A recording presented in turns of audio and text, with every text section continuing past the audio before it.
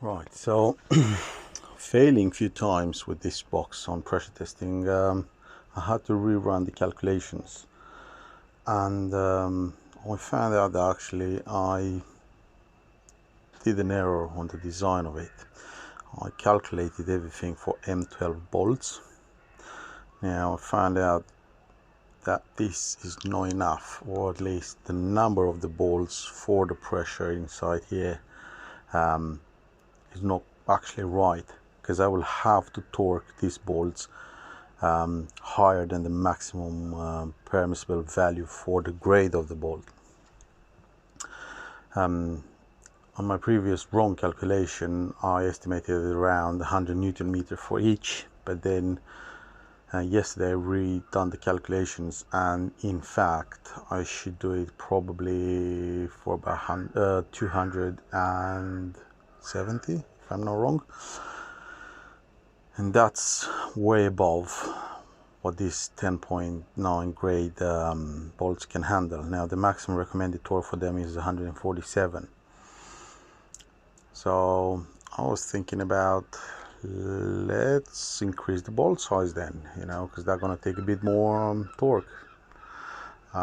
So I couldn't find too many details about M14, but I could find on M16. So if, for example, if I change all of this to M16 bolts, what going to be the solution? Well, there is not very good idea with that either, because I have to torque them to about 300 Newton meter.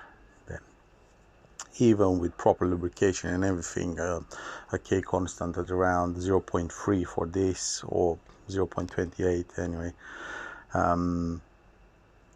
So that doesn't work either to increase the size, because there is a higher surface area. There's going to be more friction between the bolt and the nut.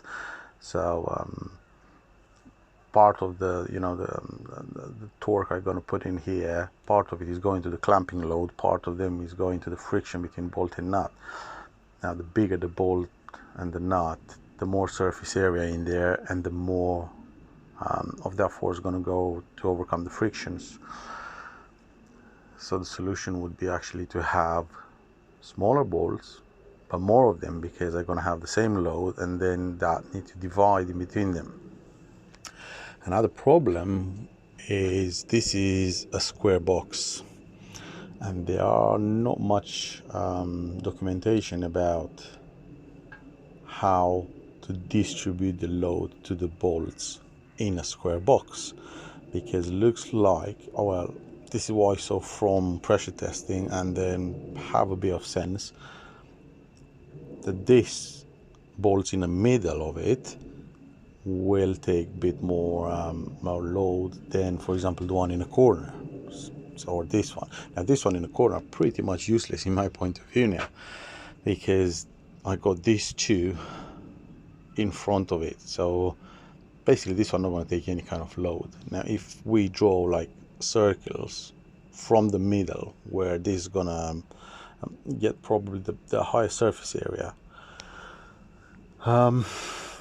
those circles, first one's gonna touch onto the middles, and then next one, next one, next one, and the very last one on the corner. This one on the corner I'm gonna do pretty much nothing. So in my theory, the middle bolts should be torqued a bit more, and the one to the extremities a bit less, but I can't really calculate that yet. So I decided to do another set of holes in between them. So for example, now I got nine bolts on each side. Now if we're going to put another 7, 1, 2, 3, 4, no, from here, because there's no point to put it in the corner anymore here.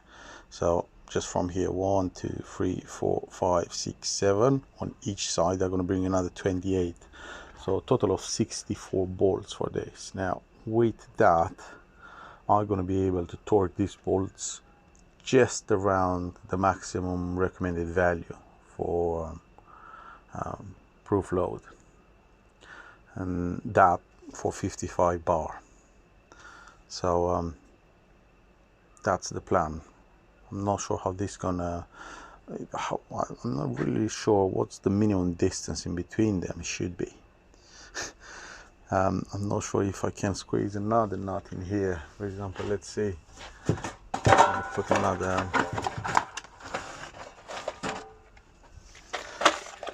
I will put another nut in here. Can I tighten that, or not really? That's a bit challenging now. But that's the only options I have now.